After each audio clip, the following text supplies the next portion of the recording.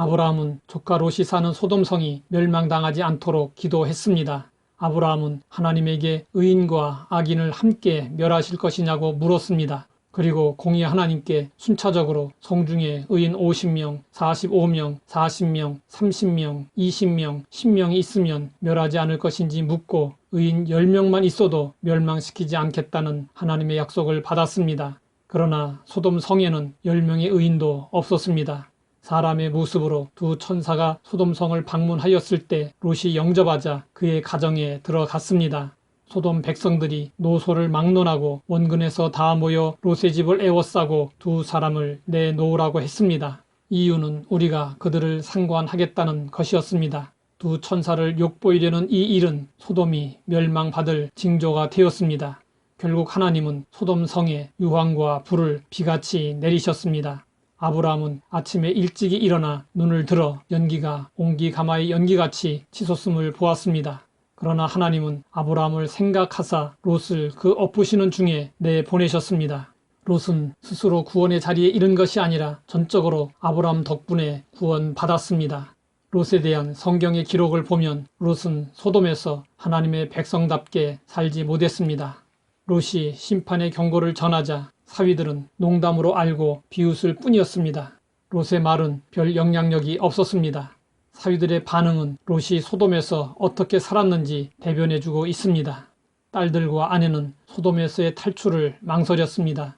롯도 소돔에 대한 미련 때문에 우유부단한 모습을 보였습니다. 그러자 천사는 롯에게 아내와 두 딸들을 이끌라고 재촉했습니다. 그러나 롯이 지체하자 두 천사는 롯의 손과 그 아내의 손과 두 딸들의 손을 잡아 성 밖으로 끌어냈습니다.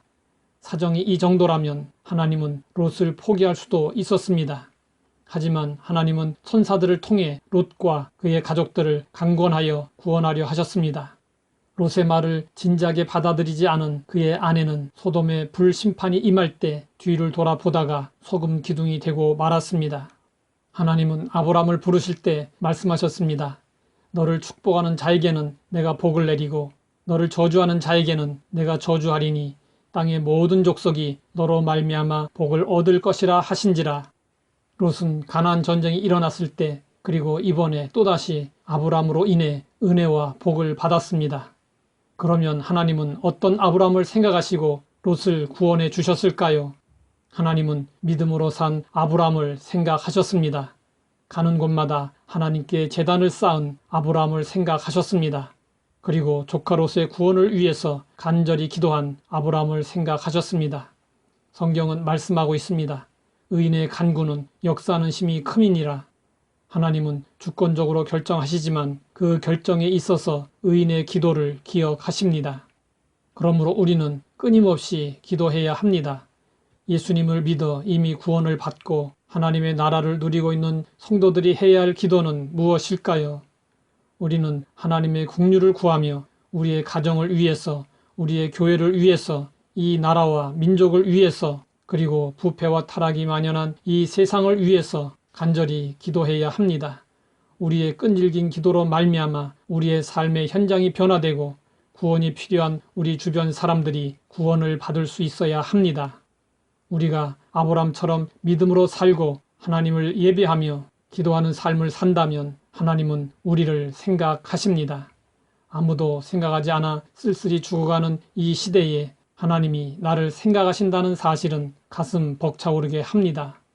우리는 하나님이 생각하시는 사람이어야 합니다. 하나님이 아브라함을 생각하사 롯을 구원해 주셨던 것처럼 우리도 누군가에게 아브라함이 되어 주어야 합니다. 하나님 아버지, 아브라함을 생각하듯 우리를 생각해 주시니 감사합니다. 구원이 필요한 사람들이 우리로 말미암아 구원을 얻게 하옵소서. 예수님의 이름으로 기도드립니다.